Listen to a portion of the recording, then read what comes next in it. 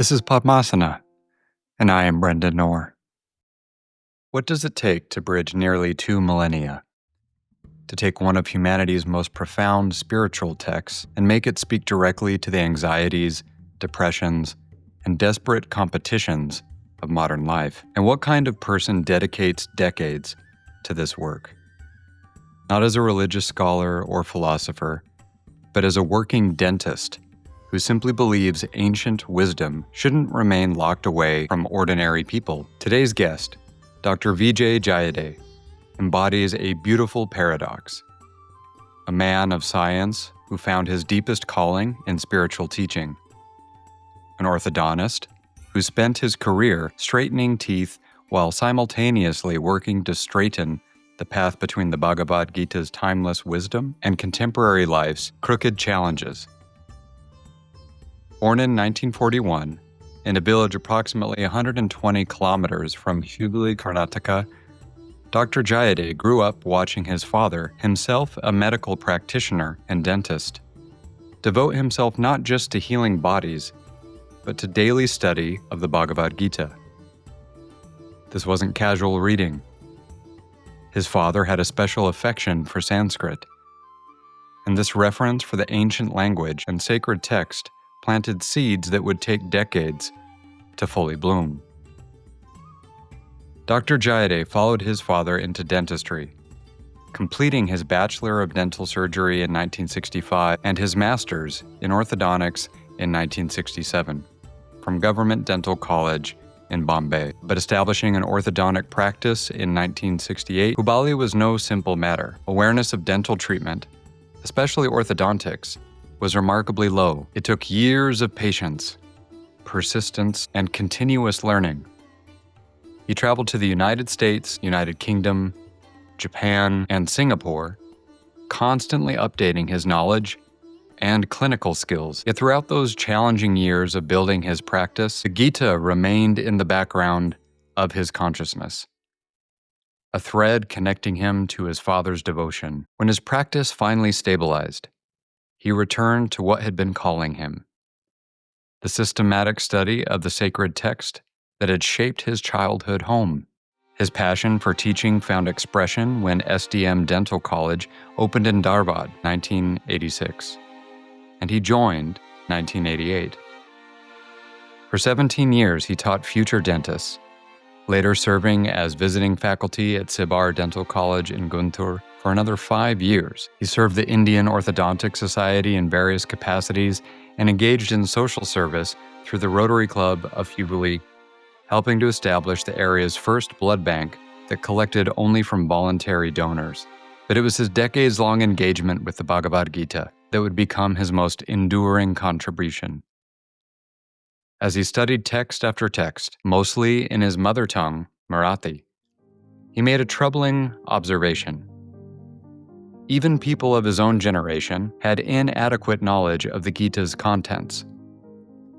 Younger generations had virtually no idea what it taught. Meanwhile, he watched those very generations struggle with what he calls serious problems. The severe and often unhealthy competition of professional life driving people to desperation, reckless lifestyles, uncontrolled greed, and immoral relationships, resulting in anxiety, depression, suicidal tendencies, and insomnia rising at alarming rates. The Gita, he realized, showed a path out of this labyrinth, but there was a problem. Most available books were beyond the grasp of contemporary readers who lacked basic spiritual knowledge. The words and concepts were incomprehensible. The traditional approach, explaining the Gita verse by verse from the first chapter to the 18th, felt disjointed and difficult for novices to follow. So Dr. Jayade did something radical. He reorganized the entire Gita by topic rather than chronological order, gathering verses from different chapters and placing them together with practical explanations. He created chapters titled not just Karma Yoga and Bhakti Yoga, but happiness and sorrow, mental equanimity, and what qualities make one an ideal human being. He has framed his adaptation as that of a common man for other commoners. His reasoning is beautifully humble. Just as children more readily accept guidance from siblings and friends and from authority figures, so too my ordinary people find spiritual wisdom more accessible when it comes from someone like themselves, rather than from lofty scholars. Last year, he published his interpretation in Marathi. Now, at over 80 years old, he's translating it into English, determined to reach even more people who are struggling. The Bharata war in which Krishna counseled Arjuna, Dr. Jayade explains, is fundamentally a metaphor for our daily lives. When we face multitudes of problems and feel helpless, just as Arjuna did, the Gita shows us our path of duty, our dharma. Here is a man who spent his professional life helping people smile with confidence, while spending his inner life helping people face life's battles with wisdom. A scientist who never saw a contradiction between orthodontics and orthodox spirituality.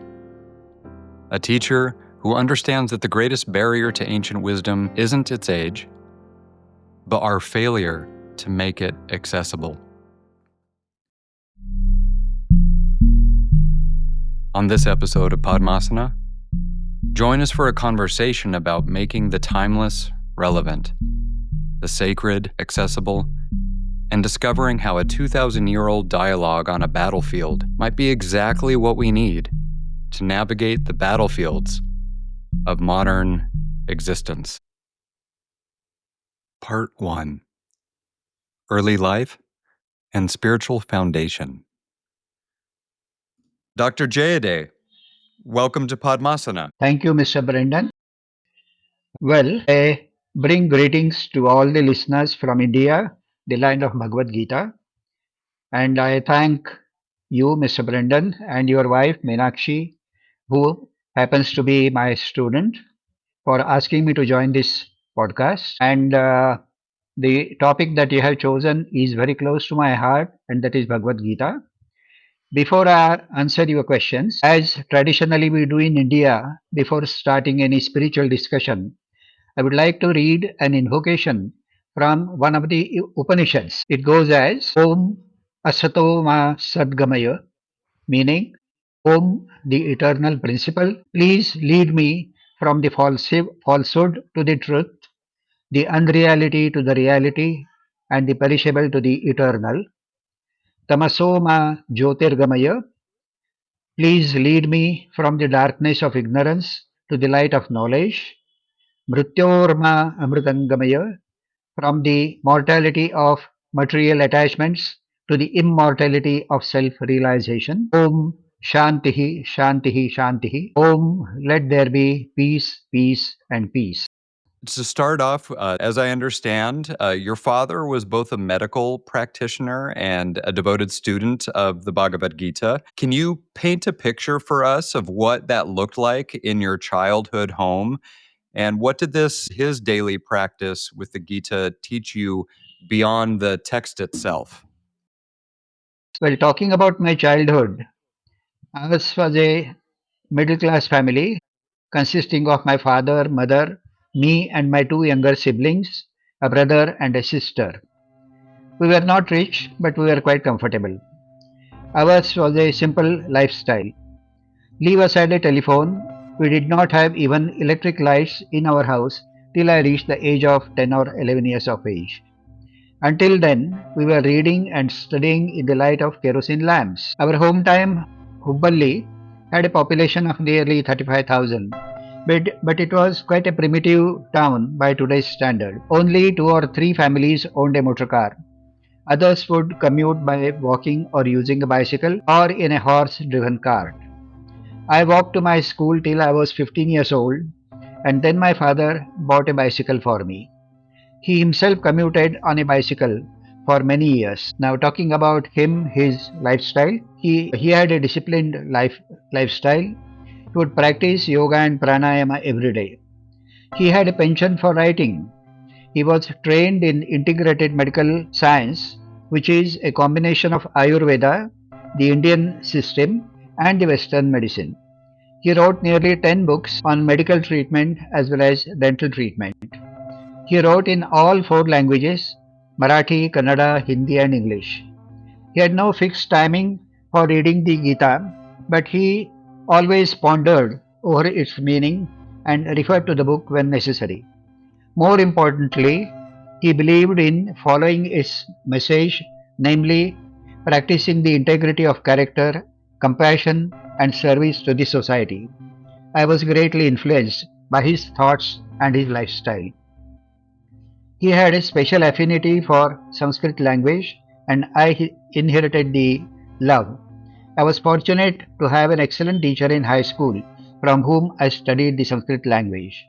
It is God's grace that even today I have retained much of what I have learned, to the extent that I am able to understand most of the Sanskrit writing. You had mentioned, Dr. Jayade, that your father had a special affection for Sanskrit. How did growing up around that reverence for the ancient language shape your own relationship with spiritual texts? And what's different about encountering the Gita in Sanskrit versus translation? That's a very relevant question. Whether it is mandatory to know Sanskrit language in order to study the Gita? Well, it's not absolutely necessary, but if one knows the language, it makes the study that much more easier and meaningful. Moreover, reading the literature in its original language always has a special merit. One may read this translation of Shakespeare in one's own language, but to read the original Shakespeare literature is much more thrilling and satisfying. That applies to the study of Gita also. So to answer your question, yes, you can study Gita without knowing Sanskrit language, but if you know the language, then that is all the more helpful. You followed your father into dentistry and healthcare, completing your orthodontics training in the 1960s. During those intense years of education and then establishing your practice in Hubballi, when orthodontic awareness was very low, what role did spirituality play in sustaining you through those challenges, Dr. Jayade? Well, as you said, I completed my studies in the year 67, came back to my town, Hubballi, and started my practice in the year 1968. Even though I was the only dental practitioner with a master's degree in our area, I still had to wait for quite some time before my practice picked up. The patients coming to our clinic would invariably say that they would prefer to be treated by my father and not by me. Naturally, it did hurt, but I overcame the feeling of disappointment from the teaching of the Gita to maintain equanimity under unfavorable circumstances. And those few months I devoted to reading the textbooks and revising my knowledge so that I could do the patients proper service and treatment.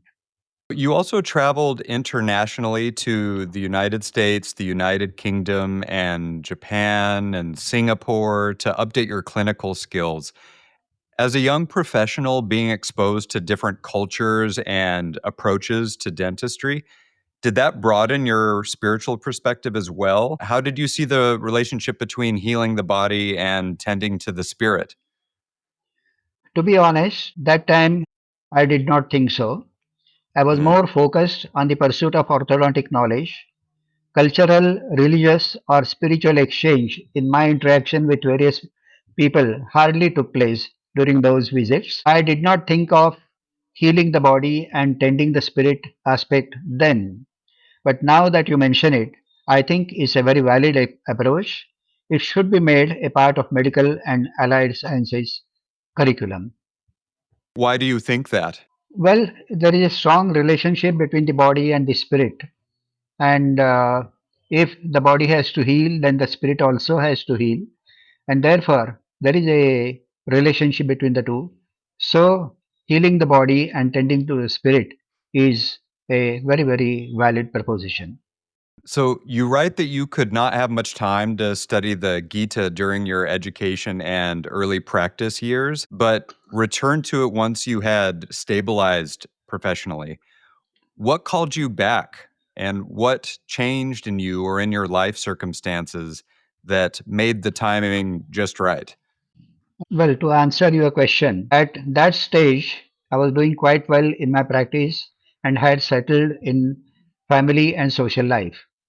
However, occasionally I started feeling that something was missing, which I could not pinpoint. My practice was going well. I had a loving wife and two adorable children. I enjoyed reading good books, listening to music, and watching cinema or theater. So, all in all, I was having a good life, but I still felt that there was a vacuum somewhere in my life. I also slowly realized that I had several flaws in me, like ego, anger, greed, envy, and jealousy. Further, I realized that I was oversensitive, would feel hurt at the slightest provocation, and kept on brooding for long. That was when I realized that I needed spiritual guidance. Thus, I went back to the study of the Gita. After repeated readings and understanding the Gita contents, plus an earnest attempt to imbibe them, I started feeling a wholesome change in me. I became less touchy. I would control my emotions, especially ego, anger, grief, jealousy, and greed. There was a feeling of peace and contentment. Passing on this enlightenment to others like me was one of the reasons why I was motivated to write my book on my interpretation of the Gita. I really appreciate you sharing that, Dr. Jayade. I know I can relate to a lot of what you just said in terms of finding various levels of material success in life and still feeling like there's something else missing. Have you seen that same experience play out in the lives of anyone else you know, whether it's friends or colleagues? Yeah. I have seen people who are quite comfortable, quite rich, doing well, but still not very happy and seeking happiness in several things, but then running in circles and ultimately realizing that is quite futile. Hello, listener. Brendan here. If you're enjoying the show and would like to support it, visit podmasana.com/support to learn about all the great ways that you can contribute. You can become a Podmasana Plus member at 3 different tiers with a variety of perks, and also make monthly and one-time donations to help support the show. Any support is greatly appreciated. Again, that page is podmasana.com/support. Thank you for listening, and thank you for your support.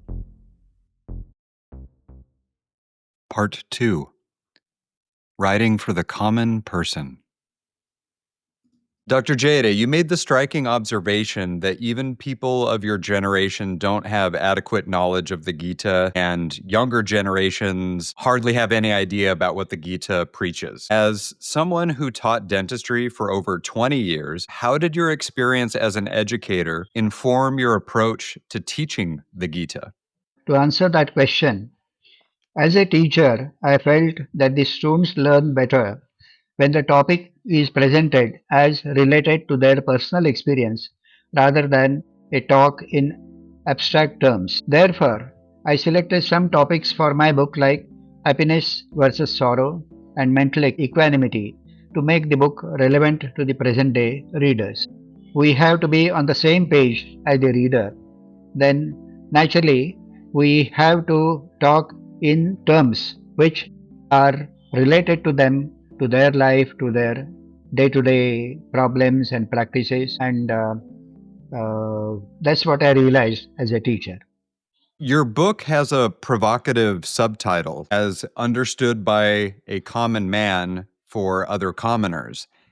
In a tradition where scriptural commentary is often written by either renowned scholars or swamis, what gave you the confidence or perhaps the necessity to offer your interpretation as a quote unquote commoner? I read the commentaries on the Gita written by great Swamis and scholars. I felt that they are addressed to such readers as having some basic knowledge of spirituality and are familiar with the terms used in spiritual writings. Today's young readers lack these two aspects, and therefore I felt a need to present the Gita in such a form as they would understand. Even though I know fully well that I stand nowhere in comparison to the great scholars, I still took the courage to present the Gita as understood by a common man.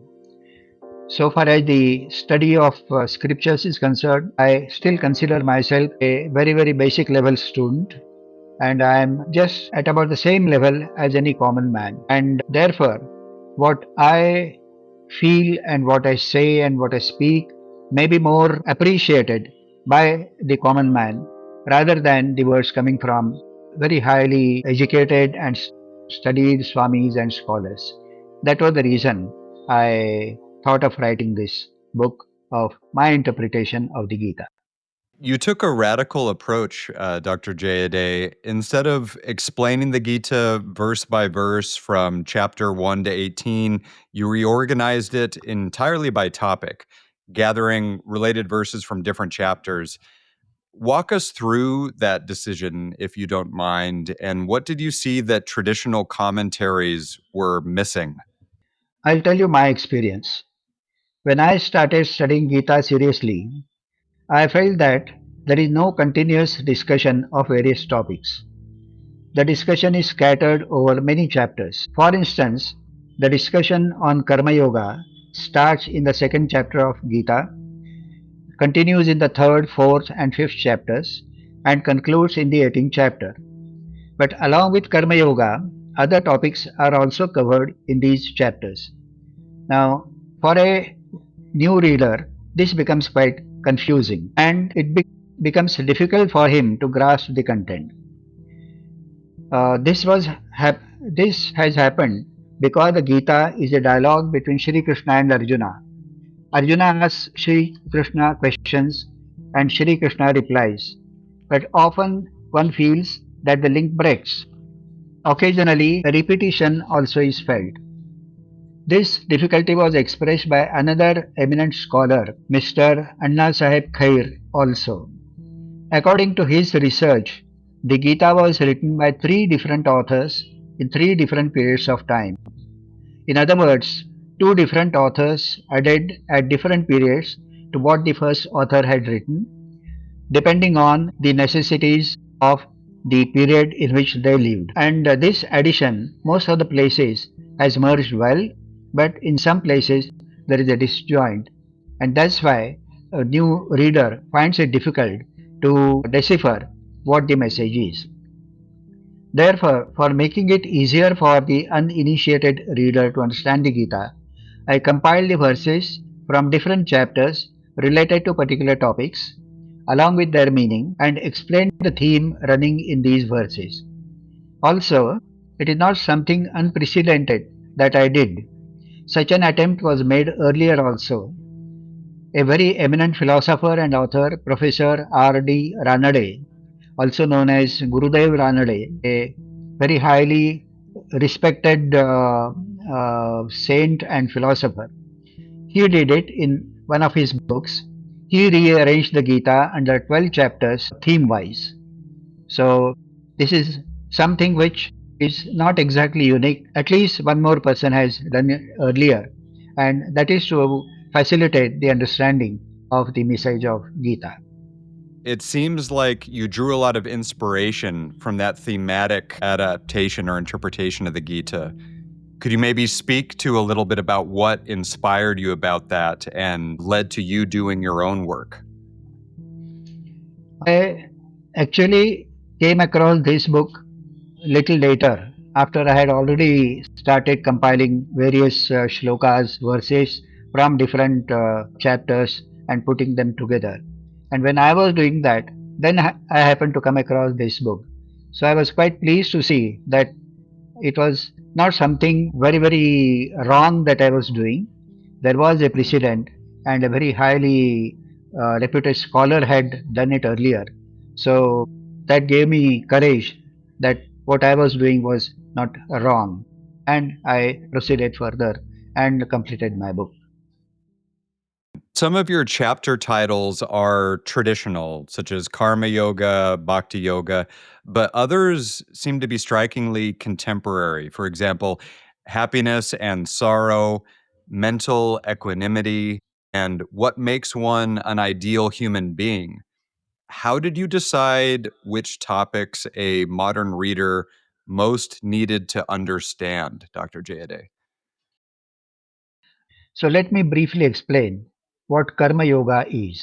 You should do your actions, your karma, in the best possible manner. Do not avoid your duty, do it. But at the same time, don't hanker after its fruit, whether you get the fruit or you don't get the fruit. Again, that verse that I quoted earlier, Labha labhau jaya jayo, whether you win or you lose, whether you gain or you lose. Maintain your equanimity under both these situations. So that is karma yoga. Do your karma, but do not expect its fruit, and do it to the best of your ability. Do not avoid doing your duty. Do not shun away, do not run away from your duty. You must do your duty, but at the same time, do it in a dispassionate manner. When you do that, then you have peace all, all the time. Whether you gain or you lose, whether you are victorious or you are a loser, you still are peaceful. So that is Karma Yoga. And Karma Yoga is that is in a nutshell, but it could be discussed over a long time. It's quite an interesting, but at the same time, quite complicated topic. But briefly, this is what Karma Yoga is. Bhakti Yoga is devotion. Again, devotion to whatever you feel like worshipping.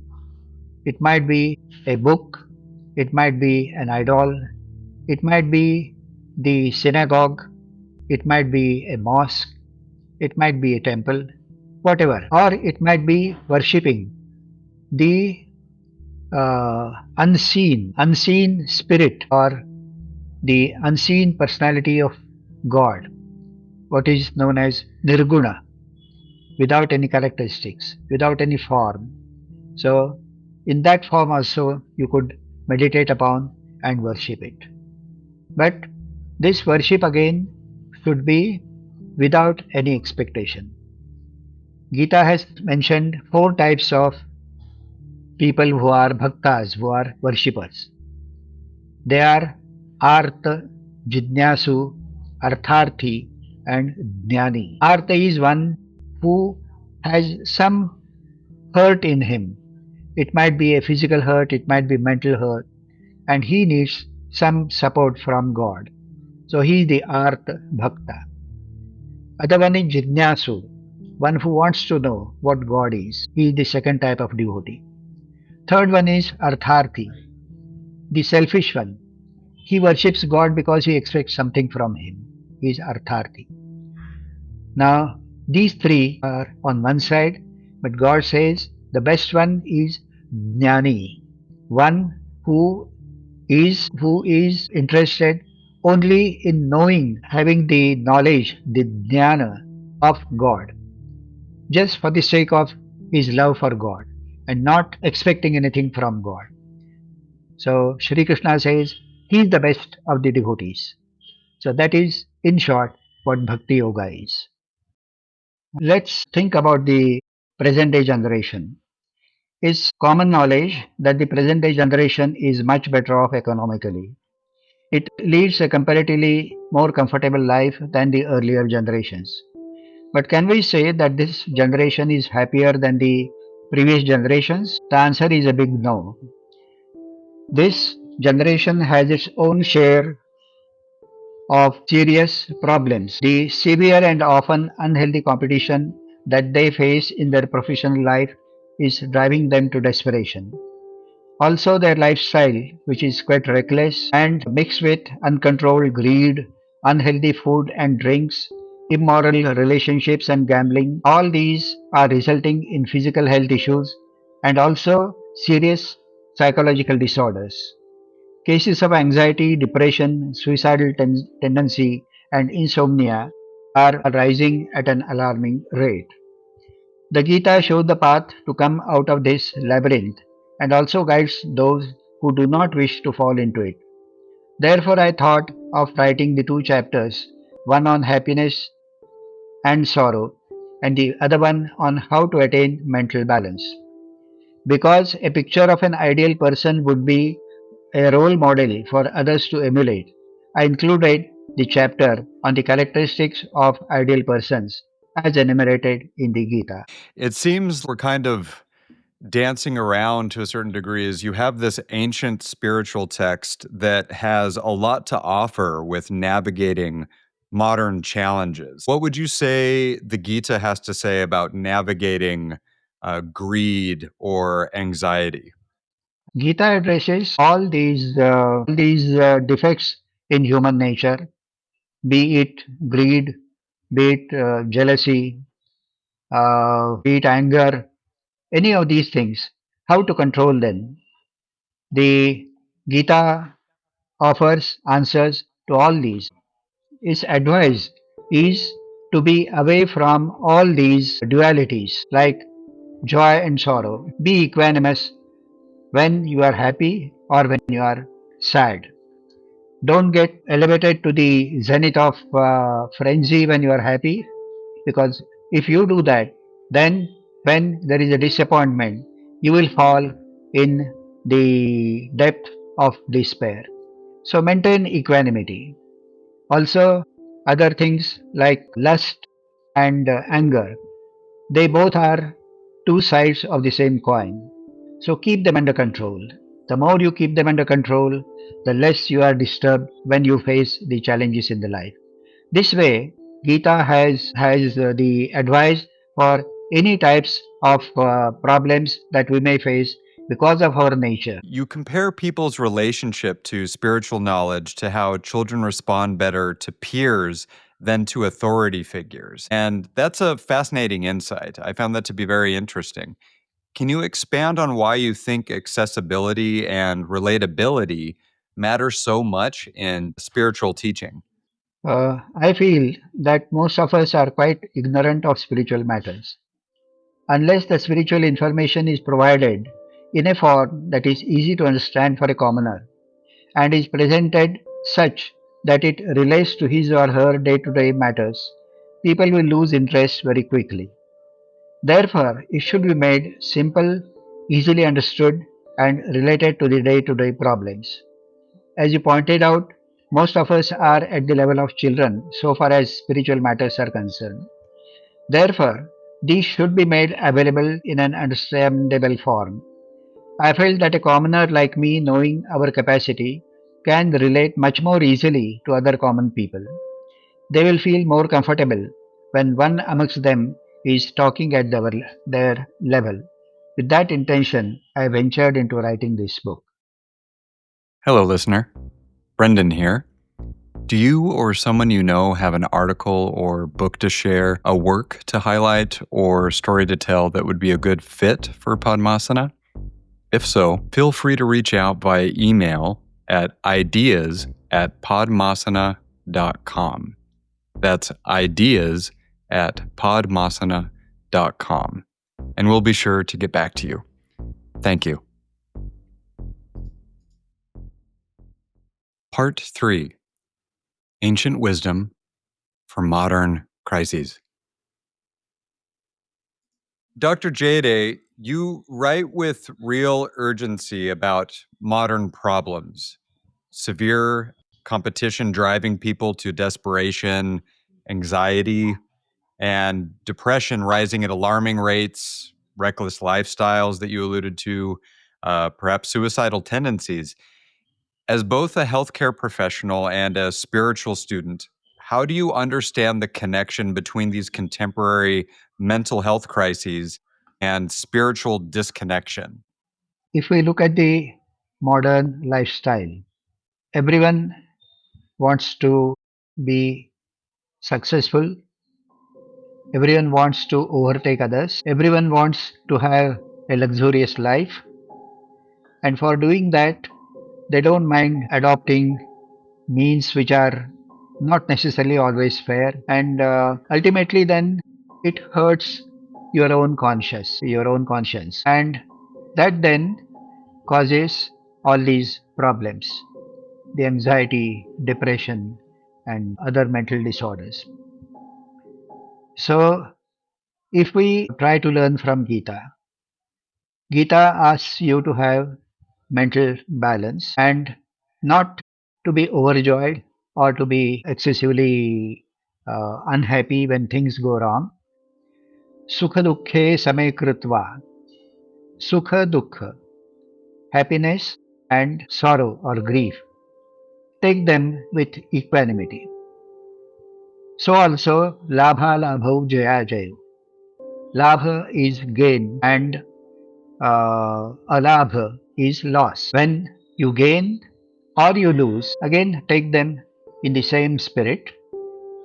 Do not be uh, excessively happy when you gain something or feel excessively sad when the things do not happen. So, if you are able to maintain this equanimity, then most of the problems will be reduced considerably. The excess greed, and that greed is because one wants to live a very successful life, one wants to enjoy his relationship with the opposite sex, and doing it excessively, it your drains you physically as well as mentally. So avoid these things. Gita says that these three things, lust, anger, and greed, they are the paths leading to hell. In other words, they are not good for you. So try to curb them. So, this way, there are many things in Gita which tell you how to live your life in a peaceful manner. Sukheshu vigataspruhaha. When you are in sorrow, do not feel dejected. When you are happy, do not feel excessively elated. Such references are there at multiple places, and they keep on hammering on you that you have to maintain a mental balance. And if you do that, then many of these problems will be reduced and you will have a peaceful life. You say the Gita shows the path to come out of this labyrinth.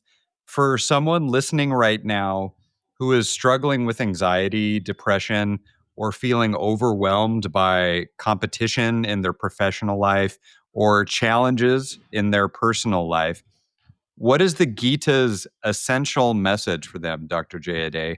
Where would you tell them to start? One has to start with himself. There is one shloka in Gita which I find very inspiring. Uddharet atmana atmanam na atmanam avasade. Uddharet means you have to uplift yourself. Don't wait for others to come and uplift you.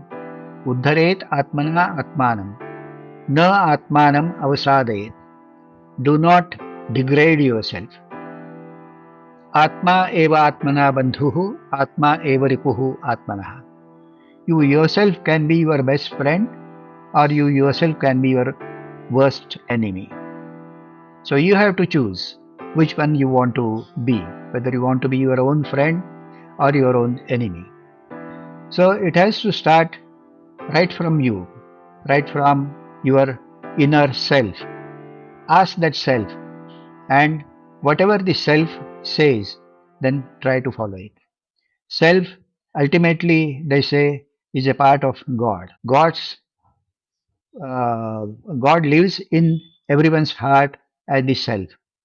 So if you listen to yourself, then you will have answers to many of your questions.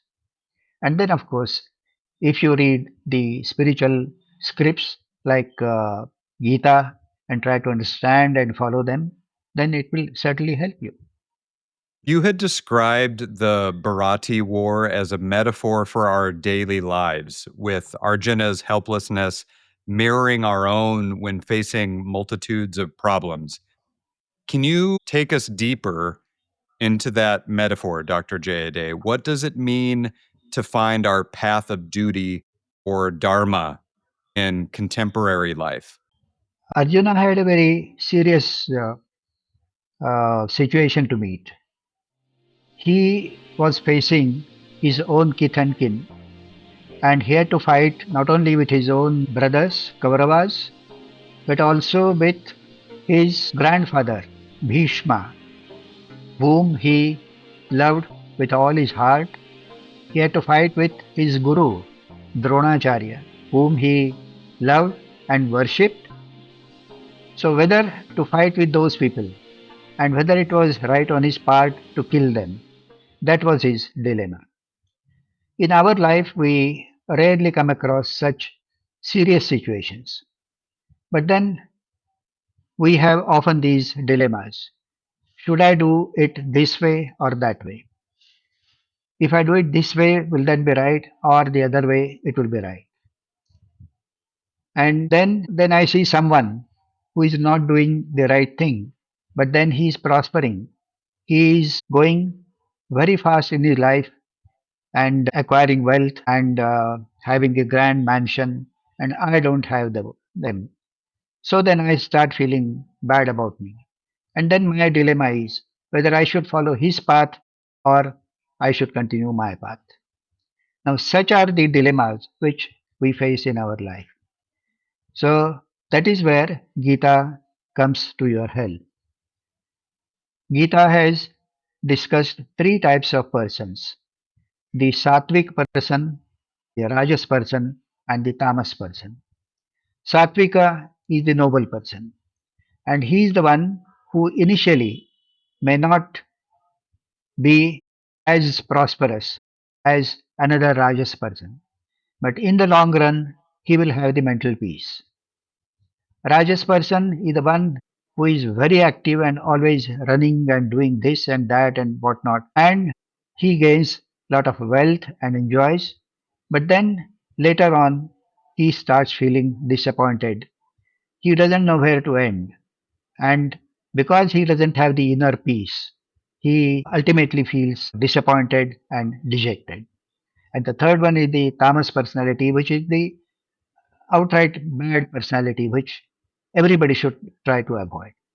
So, this is how Gita helps you to face your dilemmas. What sort of person you want to become? You want to become a sattvic person, a rajas person, or a tamas person? The best thing is avoid the tamas vices.